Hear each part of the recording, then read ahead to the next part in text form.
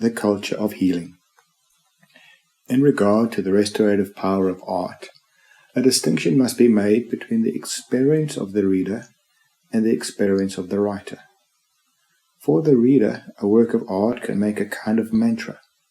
By giving form to devastation, the poem rescues the reader from a darkness without shape or gravity. It is an island in a free fall. It becomes his companion in grief, his rescuer, a proof that suffering can be made somehow to yield meaning. But the relation of the poet to his composition seems to me other. We live in a culture almost fascistic in its enforcement of optimism. Great shame attaches to the idea and spectacle of ordeal.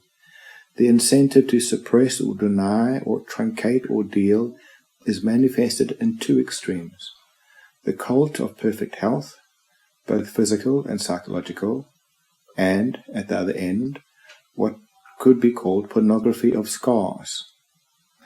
The seemingly endless flood of memoirs and poems and novels rooted in the assumption that the exhibition of suffering must make authentic and potent art.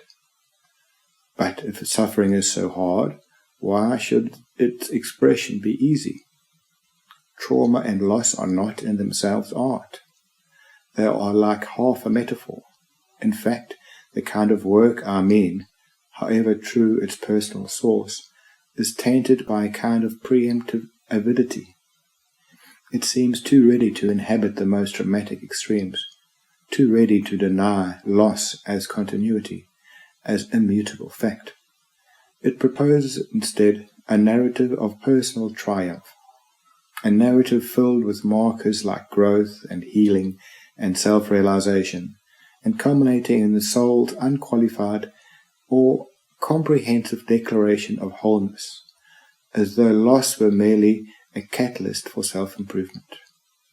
But as the power of loss is undermined or denied, so too does the speaker come to seem entirely constructive, inhuman. My own experience of acute suffering, whether in the life or in the work, is that during such periods I do pretty much nothing but try to stay alive. The premise being that if I stay alive, I will at least be present in case something changes. I have no sense of myself as trying to effect change, nor do I believe that the particular resilience of the artist is a function of art's restorative power. The artist's experience of his own work alternates panic with gratitude. What is constant, what seems to me the source of resilience or fortitude, is a capacity for intense, driven absorption. Such absorption makes a kind of intermission from the self. It derives in the artist from a deep belief in the importance of art, though not necessarily his own art, except in the presence of its being made. At intervals throughout his life, the artist is taken out of that life by concentration. He lives for a time in a suspension that is also a quest, a respite that is also acute tension. His belief in art and investment in art, in the dream of articulation, project him constantly into the future, the hypothetical moment in which comprehensive darkness acquires limits and form.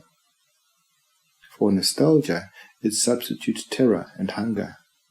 For the ideal of restoration, it substitutes an ideal of discovery, toward which end the artist, like the analyst, cultivates a disciplined refusal of self-deception, which is less a moral position than a pragmatic act, since the only possible advantage of suffering is that it may afford insight.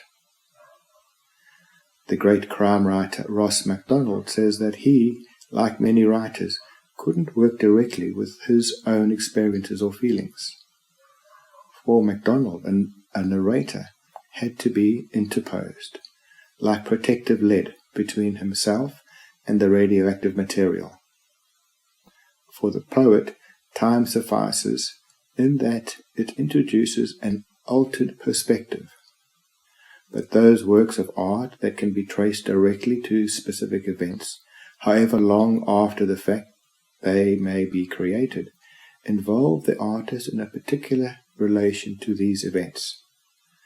The poem is a revenge on loss, which has been forced to yield a new form, a thing that hadn't existed in the world before.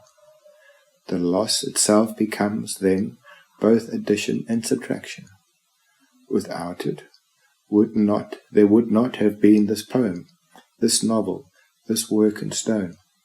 And a strange sense of betrayal of the past can occur as the absolute of loss becomes ambiguous, the mutilator the benefactor. Such complex doubling of function doesn't seem to me a thing restored, and the agent of transformation, in any case, is time, which cannot be forced or rushed.